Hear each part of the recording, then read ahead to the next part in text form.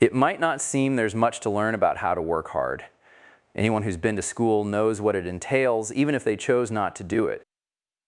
There are 12-year-olds who work amazingly hard, and yet when I ask if I know more about working hard now than when I was in school, the answer is definitely yes. One thing I know is that if you want to do great things, you'll have to work very hard. I wasn't sure of that as a kid. Schoolwork varied in difficulty. One didn't always have to work super hard to do well, and some of the things famous adults did, they seemed to do almost effortlessly. Was there perhaps some way to evade hard work through sheer brilliance? Now I know the answer to that question. There isn't. The reason some subjects seemed easy was that my school had low standards, and the reason famous adults seemed to do things effortlessly was years of practice. They made it look easy. Of course, those famous adults usually had a lot of natural ability too. There are 3 ingredients in great work: natural ability, practice, and effort. You can do pretty well with just 2, but to do the best work, you need all 3. You need great natural ability and to have practiced a lot and to be trying very hard. Bill Gates, for example, was among the smartest people in business in his era, but he was also among the hardest working. "I never took a day off in my 20s, he said, not one. It was similar with Lionel Messi. He had great natural ability, but when his youth coaches talk about him, what they remember is not his talent, but his dedication and his desire to win. P.G. Wodehouse would probably get my vote for best English writer of the 20th century if I had to choose. Certainly no one ever made it look easier, but no one ever worked harder." At 74, he wrote, "With each new book of mine I have, as I say, the feeling that this time I have picked a lemon in the garden of literature. A good thing, really, I suppose. Keeps one up on one's toes and makes one rewrite every sentence 10 times. Or in many cases, 20 times. Sounds a bit extreme, you think, and yet Bill Gates sounds even more extreme. Not one day off in 10 years. These two had about as much natural ability as anyone could have, and yet they also worked about as hard as anyone could work. You need both." That seems so obvious, and yet in practice we find it slightly hard to grasp. There's a faint XOR between talent and hard work. It comes partly from popular culture, where it seems to run very deep, and partly from the fact that the outliers are so rare. If great talent and great drive are both rare, then people with both are rare squared. Most people you meet who have a lot of one will have less of the other. But you'll need both if you want to be an outlier yourself. And since you can't really change how much natural talent you have, in practice doing great work, insofar as you can, reduces to working very hard. It's straightforward to work hard if you have clearly defined, externally imposed goals, as you do in school. There is some technique to it. You have to learn not to lie to yourself, not to procrastinate, which is a form of lying to yourself, not to get distracted, and not to give up when things go wrong. But this level of discipline seems to be within the reach of quite young children, if they want it. What I've learned since I was a kid is how to work toward goals that are neither clearly defined nor externally imposed. You'll probably have to learn both if you want to do really great things. The most basic level of which is simply to feel you should be working without anyone telling you to. Now, when I'm not working hard, alarm bells go off. I can't be sure I'm getting anywhere when I'm working hard, but I can be sure I'm getting nowhere when I'm not, and it feels awful. There wasn't a single point when I learned this. Like most little kids, I enjoyed the feeling of achievement when I learned or did something new. As I grew older, this morphed into a feeling of disgust when I wasn't achieving anything.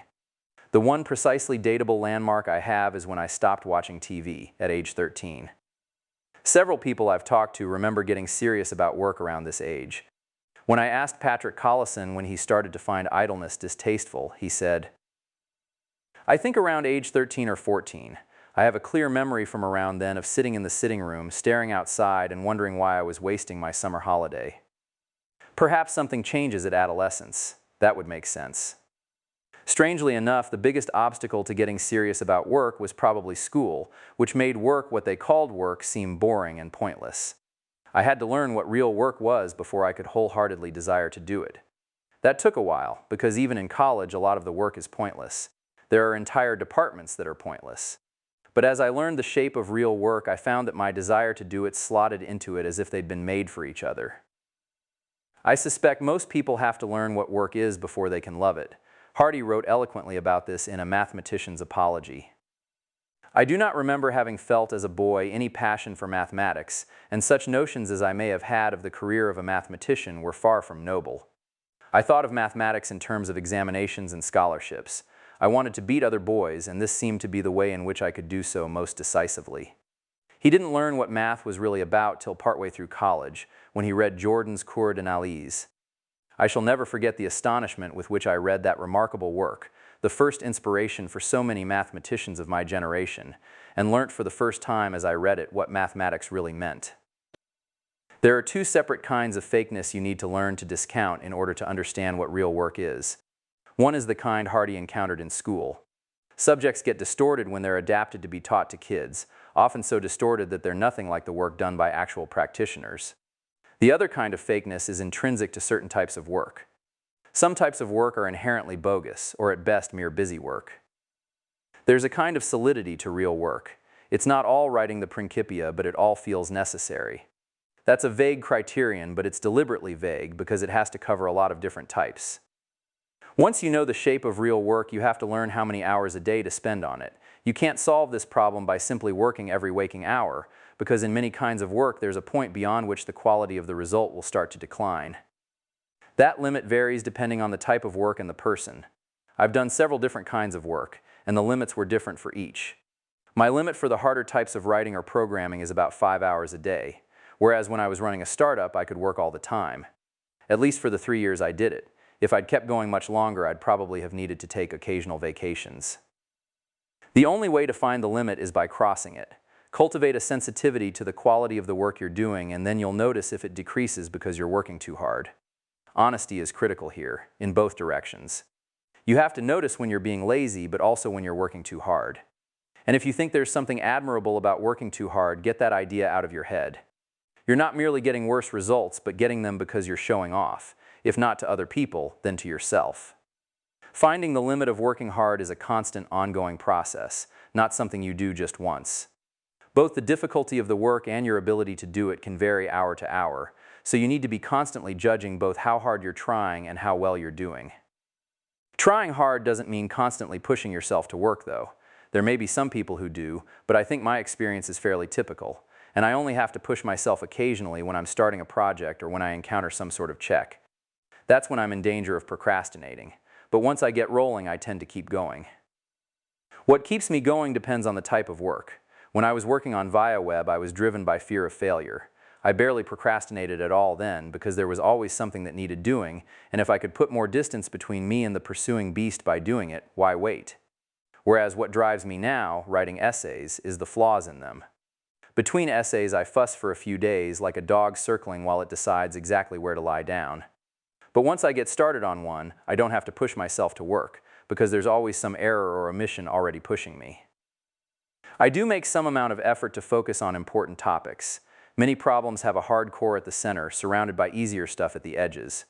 Working hard means aiming toward the center to the extent you can. Some days you may not be able to. Some days you'll only be able to work on the easier peripheral stuff. But you should always be aiming as close to the center as you can without stalling.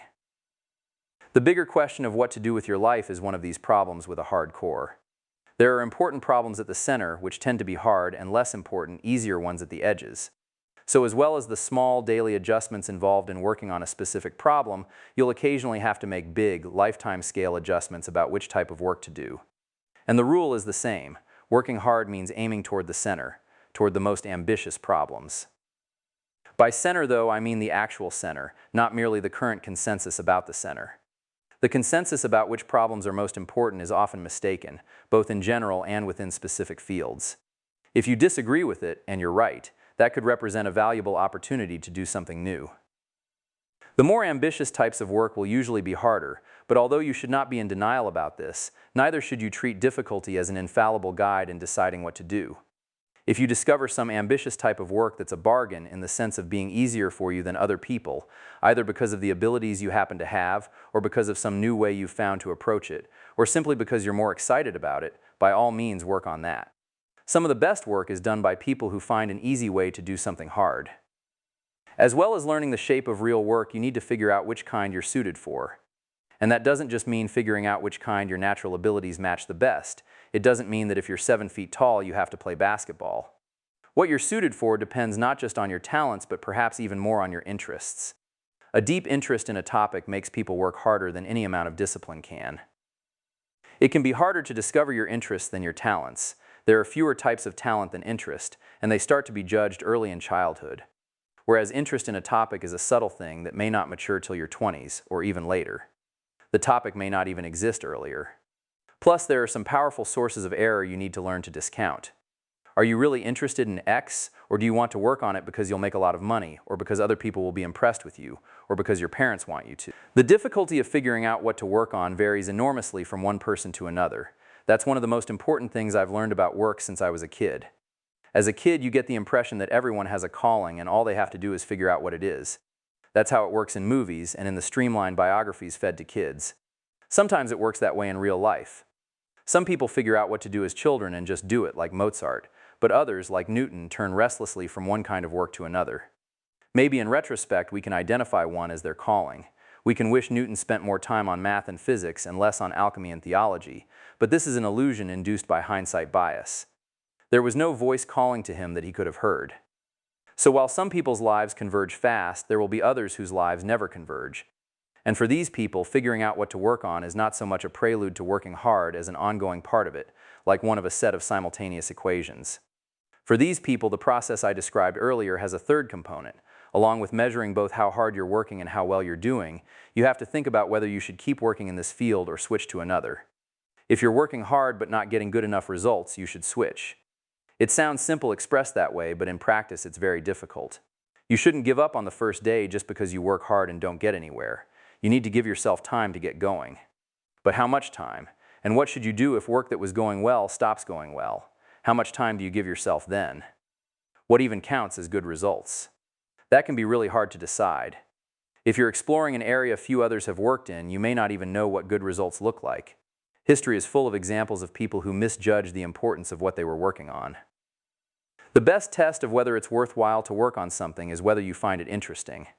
That may sound like a dangerously subjective measure, but it's probably the most accurate one you're going to get. You're the one working on the stuff. Who's in a better position than you to judge whether it's important, and what's a better predictor of its importance than whether it's interesting?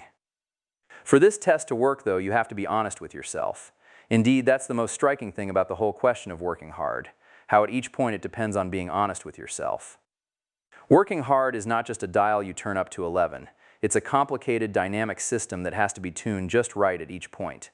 You have to understand the shape of real work, see clearly what kind you're best suited for, aim as close to the true core of it as you can, accurately judge at each moment both what you're capable of and how you're doing, and put in as many hours each day as you can without harming the quality of the result.